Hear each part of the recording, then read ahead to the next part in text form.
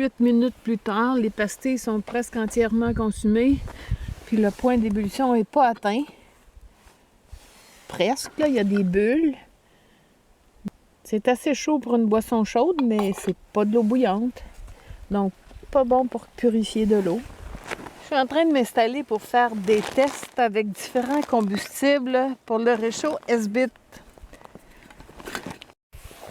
Avec les pastilles de marque Coghlan, qui sont quand même des clones de S-Bit, parce que j'ai pas trouvé de S-Bit, je suis pas arrivée à faire bouillir de l'eau. À réchauffer, oui, avec 3 pastilles. Donc là, je vais essayer avec autre chose. Pour chaque test, je vais essayer de faire bouillir 300 ml d'eau.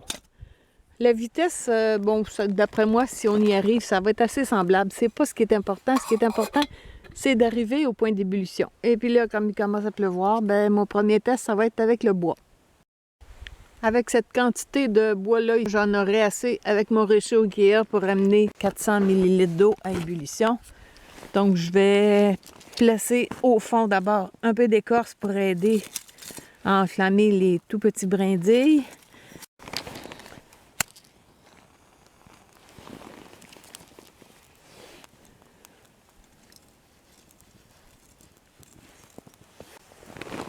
C'est bien enflammé.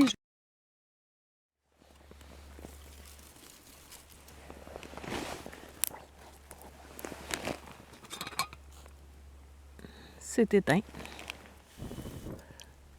Ou presque.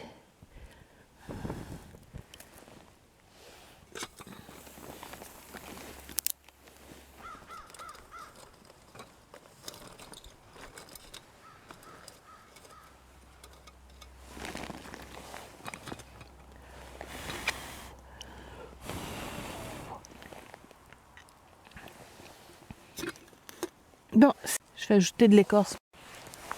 Deuxième allumette.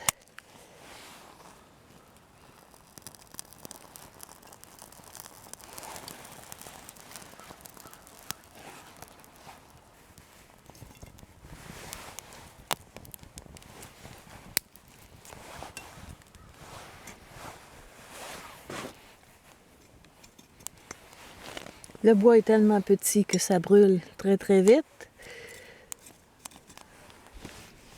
Je dirais que pour l'instant, c'est un échec. Il y a une toute petite flamme. Est-ce qu'elle va durer?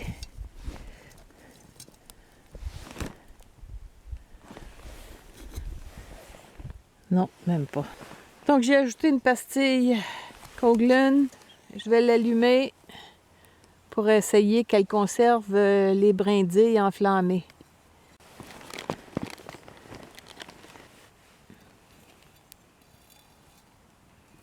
Ah, peut-être pas les mettre toutes dans la même direction. C'est pas très pratique, par contre.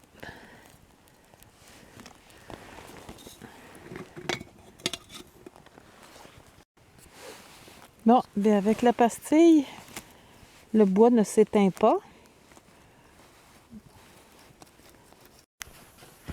Comparé au réchaud IKEA, il faut vraiment l'alimenter plus souvent, avec des morceaux plus petits. Donc le seul avantage par rapport au IKEA, c'est le poids et le fait que c'est plus compact. J'ai augmenté un peu le diamètre des bouts de bois, mais régulièrement il faut souffler dessus pour donner un peu d'oxygène. J'ai perdu le compte du temps, mais la pastille qui brûle 8 minutes est complètement disparue, donc ça veut dire que ça fait plus que 8 minutes. Tant qu'à moi, c'est un test échoué.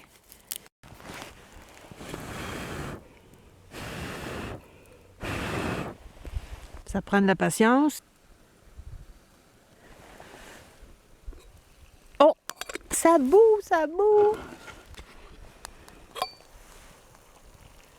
Bon, ben on peut dire que c'est réussi si on n'est pas pressé et si on n'a rien d'autre à préparer.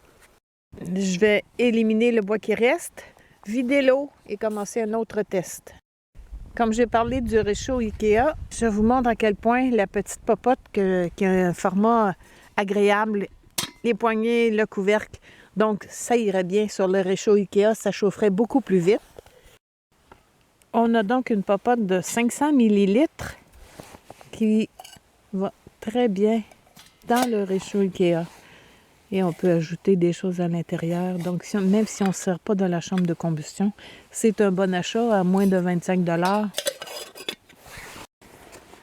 Je remets de l'eau froide, encore 300 ml.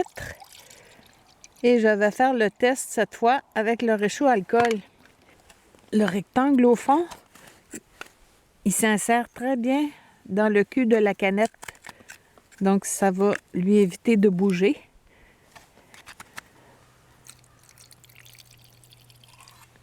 Il faut quand même être prudent parce que la chaleur qui sort par les orifices se transmet ici. Donc, la poignée est très chaude. On ne peut pas vraiment s'approcher les doigts. Vaut mieux porter des gants. Au bout de 8 minutes, tout l'alcool avait brûlé. Donc, c'est sûr que ça en brûle plus quand il fait froid. Et on venait d'atteindre le point d'ébullition. Donc, comme support à réchaud à alcool, c'est parfait. Je vais replacer le petit réchaud sur le liège pour pouvoir bénéficier des trous d'aération en dessous. J'ai rempli la chambre de combustion avec des copeaux qui proviennent de sculptures. Et comme je ne pourrais pas en rajouter, j'ai rempli jusqu'à ras-bord. On va voir ce que ça va donner.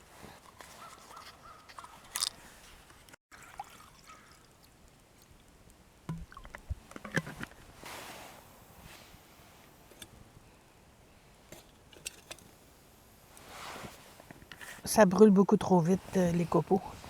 C'est impossible que je parvienne à faire bouillir mon eau avec ça. Je vais ajouter des brindilles, tiens.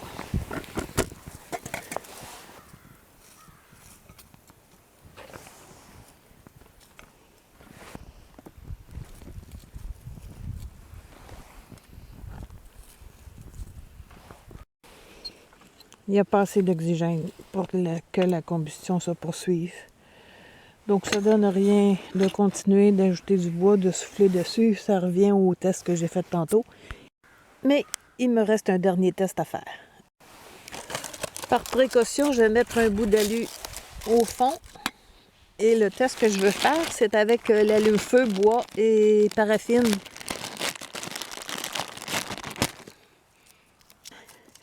On va voir si ça va brûler assez longtemps et assez chaud pour amener mon eau à ébullition. Donc, je vais encore changer d'eau. C'est vraiment pratique d'avoir une casserole qui est graduée en millilitres et en onces. Comme ça, j'ai ajouté exactement 300 millilitres à chaque fois. Le fait que le fond de la popote s'imbrique parfaitement dans le haut du réchaud, au départ, c'était un avantage, mais autant avec le bois qu'avec celui-ci, j'ai l'impression que ça empêche un apport d'oxygène. Donc, je vais essayer comme ça, juste pour que l'air puisse pénétrer mieux. On voit comme ça brûle très bien. Oh, ça s'en vient. Tout juste atteint le point d'ébullition. Mais je suis sûre qu'avec la grille, ça fait une différence. J'ai envie d'essayer encore avec du bois pour en avoir le cœur net. Et pendant que le feu démarre, j'en profite pour vous montrer que la tasse GSI, on ne peut pas entrer la popote dedans, ni l'inverse. Par contre, le gobelet Toaks,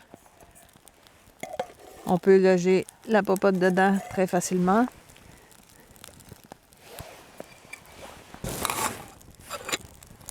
Ah oui, ça brûle bien, là. Le feu n'a pas tendance à s'étouffer. On va voir si ça va durer.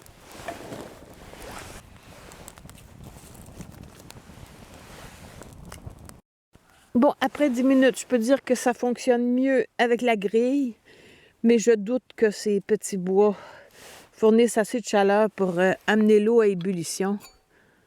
C'est chaud, mais ça ne bout pas. Alors, le bilan des tests, je dirais que c'est bon avec les pastilles S-Bit, avec le réchaud alcool et avec l'allume-feu copeaux de bois et paraffine.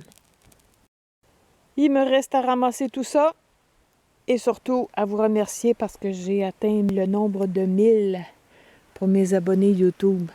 J'en reviens pas. Merci de me suivre.